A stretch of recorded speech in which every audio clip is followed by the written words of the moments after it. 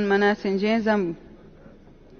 Nashukuru sana mwenyekiti kwa majibu ya serikali, na kwa kuwa kuna miradi mingi ya maendeleo yenye mvuto wa kutekelezwa na uwekezaji wa sekta binafsi kwa njia ya PPP, na kwa kuwa sheria ya budget kifungu 7 kifungu kidogo cha 3 kinaelekeza serikali kutotenga budget kwenye miradi ambayo ina mvuto wa PPP.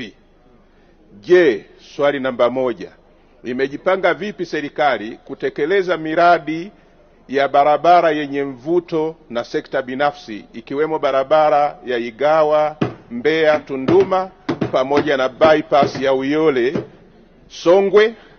Na swali la pili, je, serikali imejipanga vipi kuhamasisha sekta binafsi kuingia ubia ili iweze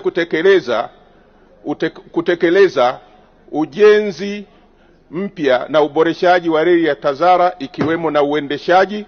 Nashukuru sana mwenyekiti. Majibu Mheshimiwa Waziri. Asante sana Mheshimiwa Mwenyekiti. Kwanza naomba nimpongeze sana Mheshimiwa Njenza kwa namna anavyofuatilia katika swala zima la uwekezaji kwa utaratibu wa PPP.